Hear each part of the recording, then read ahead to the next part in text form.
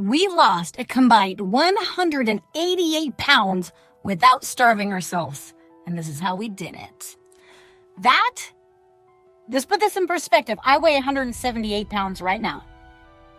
That is more than I weigh. That is incredible. Okay, so when it comes to losing weight, most people think I gotta starve myself.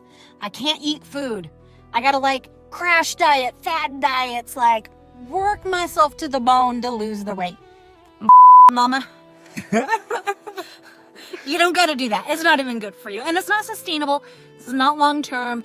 You'll get in the yo-yo diet cycle and it is frustrating. So, how we do it? Worry. The car is driving itself. Okay. And by the way, this is take 2. On the first video we did, we spent 10 minutes talking, and TikTok did not even have access to my mic. Yeah. Yeah, so I want to dive into me personally is what I was doing and the extreme dieting, because I think a lot of people can relate, go to extreme measures. Yeah. And so I was doing a lot of fasting, skipping a lot of meals. Yes. Somewhere along the way, and I don't know where I picked this up, I picked up a lot of faulty logic. One of them was meal skipping. And so I skipped as many meals as possible. So skip breakfast entirely. So 7 meals right there. And then I started fasting 2 days a week. I swear it turned into 3. It did. And you can explain why. But so I would fast the whole day. But then when it came morning time, I automatically skipped that meal too. Because you get the after you fasted. Yeah. And so then it came to lunchtime and I couldn't take the bathroom breaks because you're in the middle of calls and business and work. And so I just pushed that to dinner. So what ended up as a couple days fast, a lot of meals, approximately 12 to 13 meals skipped a week. At least. On top of that, I was doing kind of an all protein thing.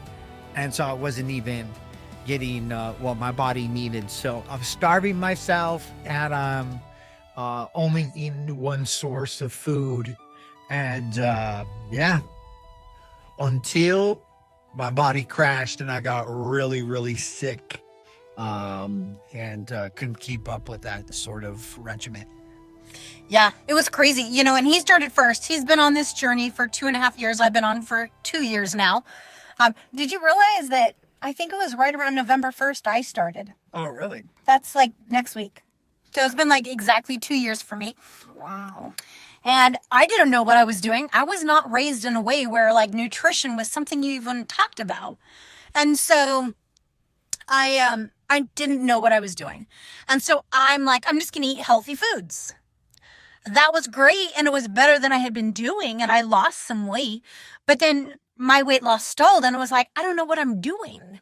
And so I finally had to hire a weight loss coach, and she taught me all about nutrition, right?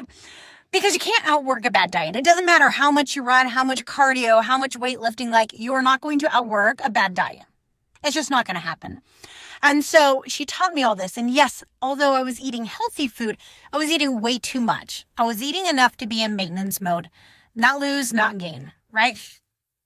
And so it was through this journey with her, I learned calorie deficit. Yes, counting calories. People are oh, that sucks. It's too hard. No, it's not. It's really not. Get an app like MyFitnessPal. It is so easy. It really is. You just got to be honest with yourself. Right? And so I started counting calories. I started weighing my food. And it's not as bad as it sounds. It just becomes second nature. It is what it is, right? And you don't got to do it forever either. But you learn. Right? And so that's what I did. I learned what food should I be eating. And we don't cut out food. If we want something, yes, we have swaps. If I want brownies, we got protein brownies. We want cookies. We got hold the sugar cookies. Amazing, by the way. We have swabs. Yeah, protein ice cream, homemade. It's a protein shake with my Ninja Creami. What a lot of people do is they take out their rewards of life. And so it's like some of these things like brownies, cookies, ice cream, they're all kind of little rewards of life that kind of help us get through. And they're kind of like trophies, personal trophies for yourself. Like, congratulations, pat yourself on the back. You know, you deserve this. And people think that Xing that out is good, and it really isn't. You just have to find different ways and more healthy ways to reward yourself that fit within what you're trying to do. Trick your brain. Although, let me tell you, don't use food as a reward. Okay. I tell my weight loss clients that all the time. Food is not a reward. Food is a fuel, right? But there are times you're like, man, I just want some ice cream. And guess what? We have it every single night. Although we haven't the last 2 nights because it's kind of cold. But it's all about doing the things healthy and sustainable. Carbs are not the enemy. We eat carbs every single day. It's just not good when you create or you cut out whole food carbs. It's all about balance and sustainability and just being healthy all around. Right? Like, this has been such a long journey, and it's not been easy. I will never lie to you and say it's an easy journey, because it's not. And I will tell you, like, it is, I swear, like 75% mindset, if not 90% mindset. Because you can lose the weight. Have you seen The Biggest Loser documentary that just came out? People lost the weight so fast and drastic, crazy amounts of weight, but they didn't work on their mindset. And the weight came back like that. Yeah, I've got to work on heart level stuff. When I first started, it was kind of like an extreme measure. And this kind of goes into thinking errors, and what we kind of gravitate to is like extreme measures. And I was like, okay, I'm going to go to CrossFit. I'm like, haven't worked out, haven't 260 pounds. And thinking that I'm going to just go to CrossFit and be successful. And I was hurting myself and throwing my back out and walking in crippled and all these different things. It's like, my coach is like, why don't you just go for a walk, bro? Yeah. Yeah, finally told him, you got to stop the CrossFit. You're hurting yourself. But like, start at, baby steps. Start where you're currently located. Don't jump to something like triathlons, Spartan courses. And it's like, yeah, make that be a goal, but start small, baby steps. Well, and getting your steps in every day is so incredibly important. Like, you need to get your steps in. Like, so just starting with walking is the best thing you can do. Yes, weightlifting is incredible, and it's so important, especially like as women. Like, you lose, I don't remember the percentage, it's like 3 or 4 or 5% of your muscle mass every year after a certain age.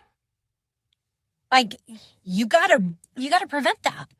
Like, weightlifting is extremely important, but so is your steps. And if the only thing you do is get your movement and your steps in every day, you're killing it. Yeah. Yeah, we have this temptation to go to extremes. And from my own case, it caused me to plateau. And so if I would leave you with anything today, it would be that crash course stuff. It has its benefit, but it's not going to get you to where you really want to go in life. So, yeah, what got you to the point of weight loss and you're in a plateau or whatever, it's not going to get you to the next level. You're going to have to more lifestyle stuff. You're going to have to create balance inside of your life and those sort of things for longevity. Well, and you can't think that that extreme dieting is going to last forever, because it's not. It's not sustainable. So you have to find what works for you long-term, because this is a long-term lifetime journey. It's not a short-term journey. Anyway, you're going to hear a lot more from me, and he'll be on here sometimes too. But that is our journey to 188 pounds combined loss. I've lost 98. He has lost 90. Got a ways to go still for me, but that's okay. I'm going to take you along this journey.